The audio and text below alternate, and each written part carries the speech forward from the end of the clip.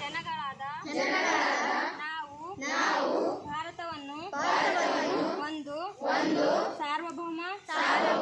ಸಮಾಜವಾದಿ ಸರ್ವಧರ್ಮ ಸಮಭಾವದ ಪ್ರಜಾಸತ್ತಾತ್ಮಕ ಗಣರಾಜ್ಯವನ್ನಾಗಿ ರಚಿಸಲು ಮತ್ತು ಅದರ ಸಮಸ್ತ ನಾಗರಿಕರಿಗೆ ಸಾಮಾಜಿಕ ಆರ್ಥಿಕ ಮತ್ತು ರಾಜಕೀಯ ನ್ಯಾಯ ವಿಚಾರ ಅಭಿವ್ಯಕ್ತಿ ವಿಶ್ವಾಸ ಧರ್ಮಶ್ರದ್ಧೆ ಮತ್ತು ಉಪಾಸನಾ ಸ್ವಾತಂತ್ರ್ಯ ಸ್ಥಾನಮಾನ ಹಾಗೂ ಅವಕಾಶ ಸಮಾನತೆ ದೊರೆಯುವಂತೆ ಮಾಡಲು ಮತ್ತು ವ್ಯಕ್ತಿ ಗೌರವವನ್ನು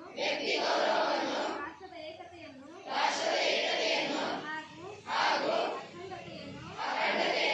ಸುನಿಶ್ಚಿತಗೊಳಿಸಿ ಅವರಲ್ಲಿ ಭ್ರಾತೃತ್ವ ಭಾವನೆಯನ್ನು ವೃದ್ಧಿಗೊಳಿಸಲು ಶ್ರದ್ಧಾಪೂರ್ವಕ ಸಂಕಲ್ಪ ಮಾಡಿದವರಾಗಿ ನಮ್ಮ ಸಂವಿಧಾನ ಸಭೆಯಲ್ಲಿ 1949 ಇಸ್ವಿ ನವೆಂಬರ್ ತಿಂಗಳ 26ನೆಯ ತಾರೀಖಾದ ಈ ದಿವಸ ಈ ಮೂಲಕ